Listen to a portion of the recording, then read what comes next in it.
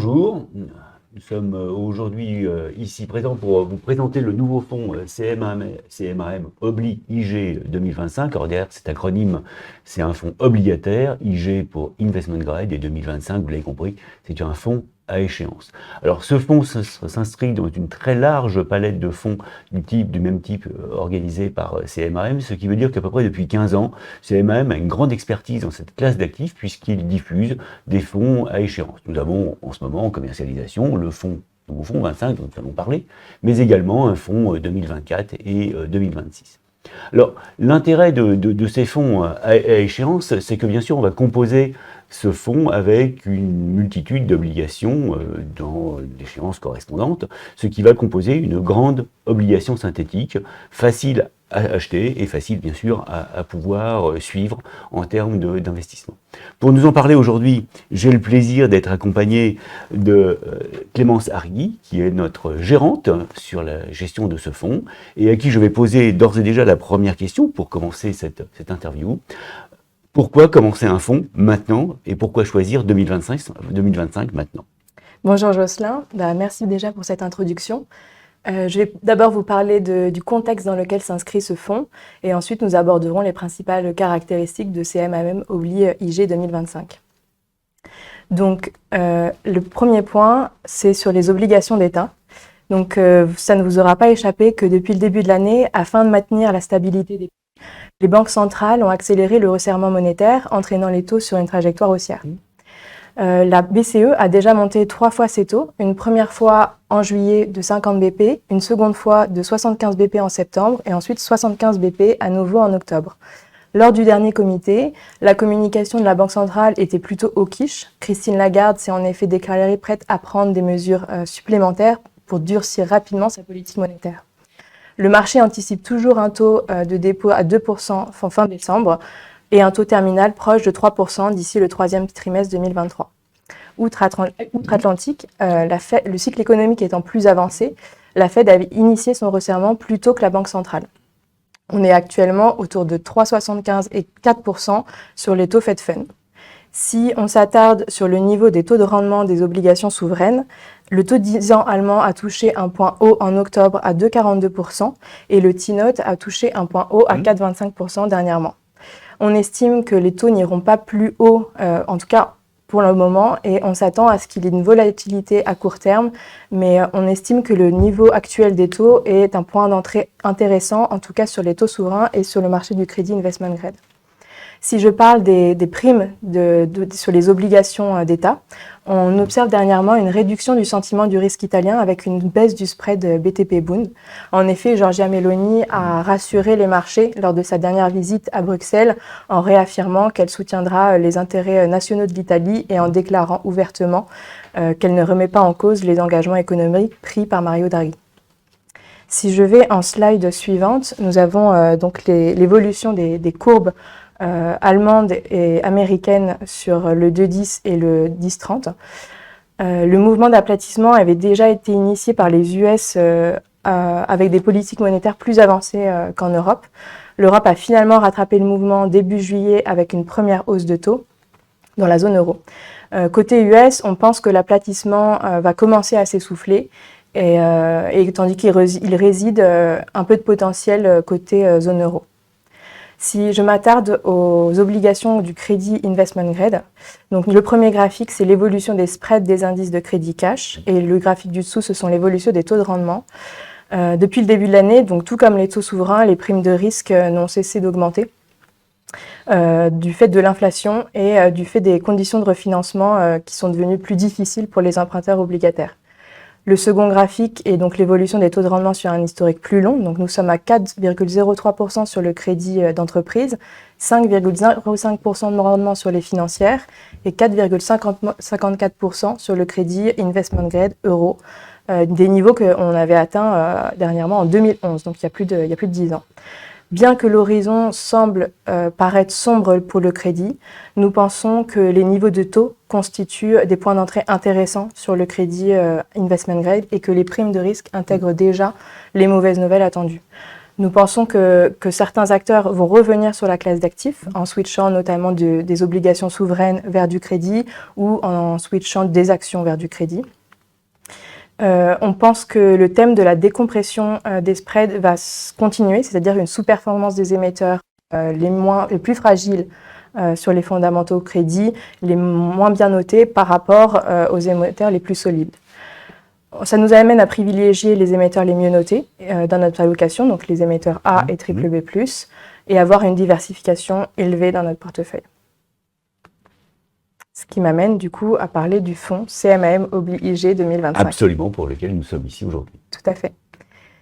Donc, Crédit Mutuel Asset Management présente 3 taux de rendement différents pour ses fonds à échéance. Donc, c'est une borne de TRA. Le premier est un TRA à maturité finale, donc c'est un taux de rendement qui ne tient pas compte des options de call, et on suppose que les flux intermédiaires seront réinvestis au taux à l'achat de l'obligation en question. On présente également un taux de rendement à maturité attendu, donc dans ce cas, on prend en compte les options de call des émetteurs et on suppose toujours que les flux intermédiaires seront réinvestis au même niveau de TRA. Et ensuite, on a une hypothèse pessimiste avec un TRA attendu pondéré, donc qui tient compte des options de call et que les flux intermédiaires seront réinvestis à un taux nul. Donc c'est une hypothèse vraiment très conservatrice. Une fois que c'est dit, donc le fonds CMAM Obli-IG 2025 est un fonds à échéance donc 2025 qui investit sur du crédit investment grade. Donc nous adoptons pour ce fonds une stratégie buy and watch. Donc nous portons les titres jusqu'à leur échéance et on monitore attentivement leur qualité de crédit. Donc, via cette stratégie de portage des titres, la volatilité, le risque de taux, le risque de spread va diminuer au fur et à mesure de la vie du fonds. Chez CMAM, le processus de gestion obligataire et de sélection des émetteurs repose sur une analyse macroéconomique visant à anticiper les tendances d'évolution des marchés et sur une analyse microéconomique sur les fondamentaux des émetteurs par notre équipe d'analyse crédit. Notre politique d'investissement est définie et revue chaque semaine lors des comités de gestion où se réunissent les gérants et les analystes crédit. Et on décide lors de ce comité de nos principaux axes d'exposition des portefeuilles. Donc le fonds CMAM Obli-IG 2025 se base sur ce comité de gestion et sur les investissements et les axes d'investissement qui ont été définis lors de ce comité.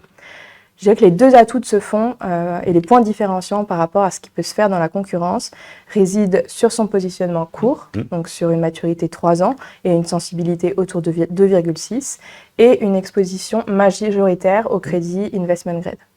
Par rapport à une obligation souveraine de maturité proche, le fonds capture entre 150 et 200 BP de primes pour un risque de crédit limité. Donc sur le fonds CMAM Obli-IG 2025, on affiche un TRA entre 3,35% et 4,05%. Pour rappel, ce TRA est brut de frais de gestion. Absolument, c'est important de rappeler qu'il est brut de frais de gestion et qu'il donne une borne haute et une borne basse probable dans lequel devrait se situer le rendement annuel du fonds, bien sûr. Donc si on rentre plus en profondeur dans les caractéristiques du fonds, le TRA du portefeuille, comme je disais, est de 3,35 et 4,05% brut de frais de gestion. Nous avons un encours de 130 millions avec une sensibilité autour de 2,6%. Le graphique du bas nous montre la répartition par notation du portefeuille. Donc le portefeuille est majoritairement composé de crédits investment grade. Nous avons l'autorisation d'investir jusqu'à 10% en obligations high yield. Nous avons fait le choix de privilégier le crédit investment grade car avec des taux plus hauts et des spreads plus hauts, on arrivait à capter des taux de rendement toujours intéressants pour un risque de crédit limité. Sur le segment high yield, nous investissons uniquement sur des signatures BB+. Nos concentrations en moyenne se situent autour de 0,3% sur le high yield et 1% sur l'investment grade. La répartition géographique, qui est le graphique en bas à droite, s'inscrit elle aussi dans un processus de gestion plus global, mais constitue davantage une résultante de notre sélection d'émetteurs. Au lancement du portefeuille, nous avons intégré des bons du Trésor italien, car avec les élections italiennes, nous avons pu capturer quelques BP de rendement supplémentaires à l'initiation, et ce qui nous permet d'avoir une poche de liquidité supplémentaire. La part autre est majoritairement constituée d'obligations américaine libellée en euros. Donc le fonds a l'autorisation d'investir dans des obligations en devises. Toutefois, le risque de change doit être systématiquement couvert. Actuellement, nous n'avons pas d'intérêt à aller sur des obligations en dollars et si on prend en compte la couverture, le rendement offert est moins intéressant que des obligations en euros. Ensuite, si je passe à la slide suivante, nous avons à droite la répartition sectorielle. Donc pareil, la répartition sectorielle du fonds s'inscrit dans un processus de gestion qui est plus global. La gestion de taux donc, se réunit pareil toutes les semaines pour définir quel secteur surpondéré ou sous-pondéré. Actuellement, nous avons une préférence pour les banques. Nous l'expliquons par 2 facteurs. D'abord, les fondamentaux. Le contexte de hausse de taux va bénéficier à la profitabilité des banques. Et si on regarde les ratios de solvabilité et de capitaux, ils n'ont cessé de s'améliorer sur les 5 dernières années. Si on regarde pareil la valorisation, on a un pick-up de rendement, donc des BP supplémentaires de taux de rendement entre 20 et 30 BP par rapport à des obligations d'entreprise. Donc c'est vrai que ce serait dommage de se priver de ces TRA supplémentaires. Et après, si on se focalise sur la structure du marché du crédit investment grade, les obligations financières constituent 60% du gisement. Et depuis le début de l'année, 2/3 des émissions primaires. Donc finalement, avoir une exposition au secteur bancaire autour de 50%, c'est tout à fait en ligne avec le marché et nos opinions et nos visions de gestion. Si on s'attarde à la répartition par seniorité, donc c'est le graphique en haut à gauche. Donc sur les bancaires, nous avons une majorité d'obligations seniors et nous avons 20% d'obligations subordonnées bancaires, toujours sur des émetteurs bancaires français. Nous n'investissons pas sur des hybrides, donc c'est les obligations subordonnées des obligations d'entreprise.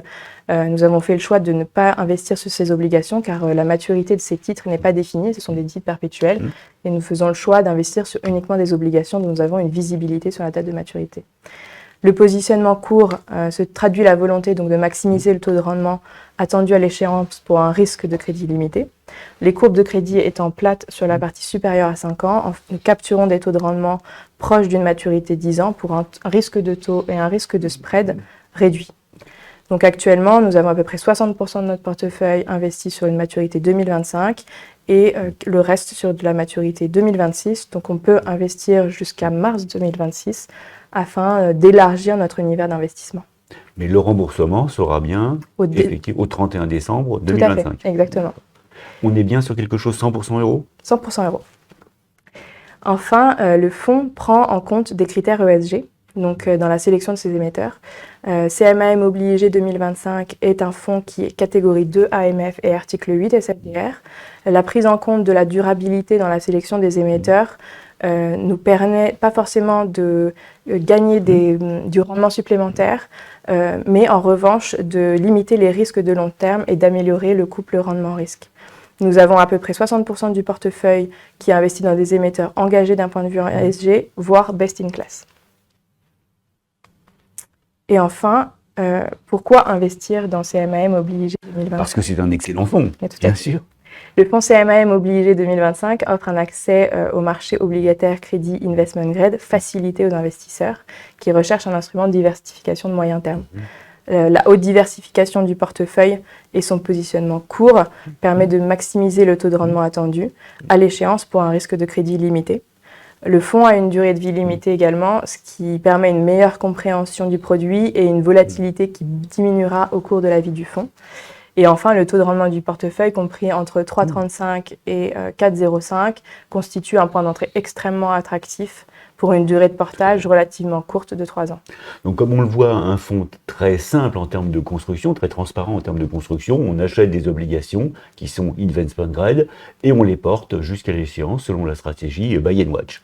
Tout à fait. Question déjà, est-ce que vous pouvez utiliser l'effet de levier pour votre stratégie ? Non. Alors, l'effet de levier se traduit par différents processus dans la gestion des fonds. Donc, ça peut être le repo, par exemple, ou des instruments des dérivés. En l'occurrence, dans ce fonds, nous ne faisons pas de repo. Nous avons le droit d'utiliser des dérivés pour contrôler la sensibilité du fonds. Mais actuellement, nous n'en avons pas dans le fonds CMAM obligé 2025. Donc, une réponse extrêmement simple. La réponse est non, il n'y aura pas d'effet de levier dans notre stratégie. Est-ce qu'on pourrait revenir sur la différence entre l'investment grade et le high yield ? Alors, on voit qu'on est quasiment essentiellement, j'allais dire 100%, non, pas exactement 100%, mais très fortement influé sur l'investment grade. pourquoi finalement se focaliser sur l'investment grade au détriment du high yield? Tout à fait. Alors actuellement, nous avons une poche high yield dans le fonds qui est de 4,5%. Le prospectus nous autorise d'aller jusqu'à 10%. On a fait le choix de ne pas investir la totalité de cette poche pour maximiser la qualité de crédit de nos émetteurs. La différence entre l'investment grade et le high yield réside dans les notations des agences de notation. Donc l'investment grade, ce sont les notations les plus élevées, tandis que le high yield sont les notations les plus faibles. Et cela dépend évidemment de la qualité de crédit et les fondamentaux des entreprises.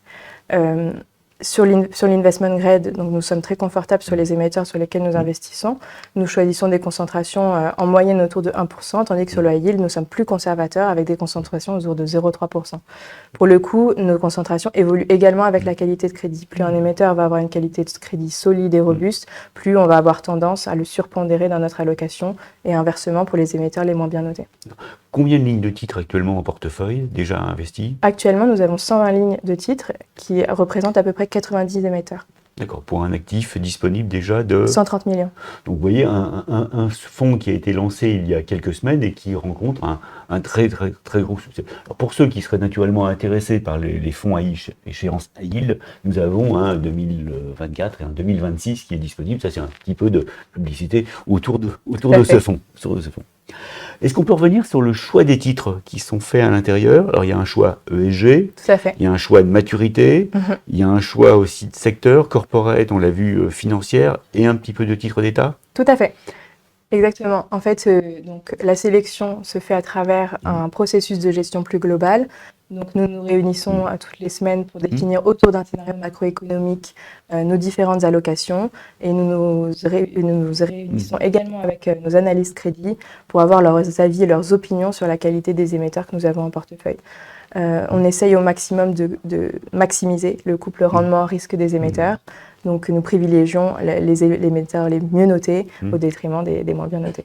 Alors une question un petit peu technique, est-ce que le gisement de titres pour 2025 est suffisant pour pouvoir acquérir, faire des choix? Tout à fait. Et avoir une répartition, une granularité importante dans le fonds. Tout à fait. Alors actuellement, le fonds fait 130 millions. Si on regarde le gisement du crédit investment grade dans sa globalité, c'est à peu près 2,5 milliards.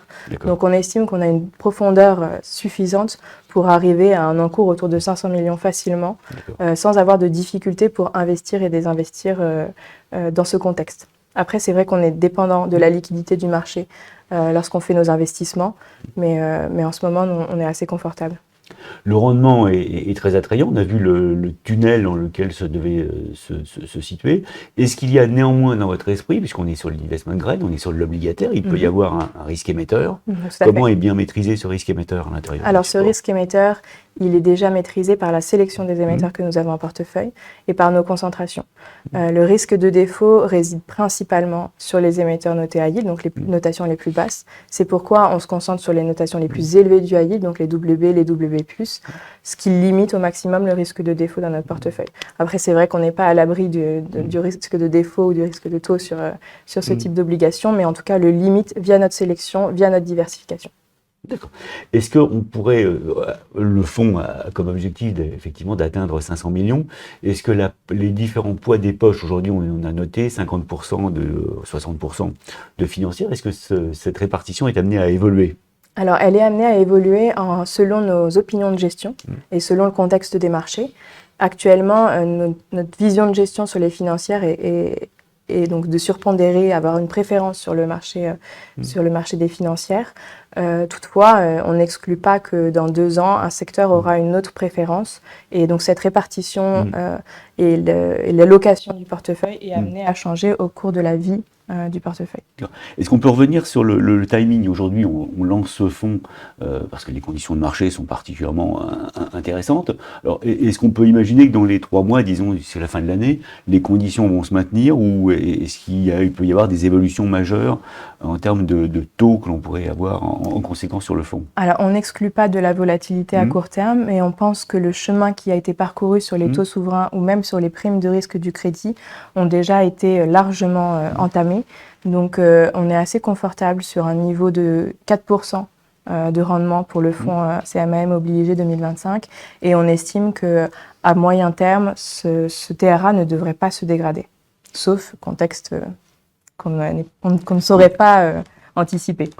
Donc, sur ces mots tout à fait passionnants et sur cette interview tout à fait passionnante, je crois on peut retenir que l'on a un fonds à échéance courte. On n'a pas reprécisé, mais c'est un élément important, c'est du 3 ans. Tout à fait. Donc c'est un obligataire court, avec des obligations de bon rating, puisque oui, on est quasiment essentiellement sur de l'investment grade, avec des rendements tout à fait attrayants. Donc la seule chose qu'on puisse retenir, c'est qu'il faut souscrire massivement dans ce support. Exactement. Merci à vous. Merci beaucoup. Merci et à très bientôt pour une autre présentation de fonds.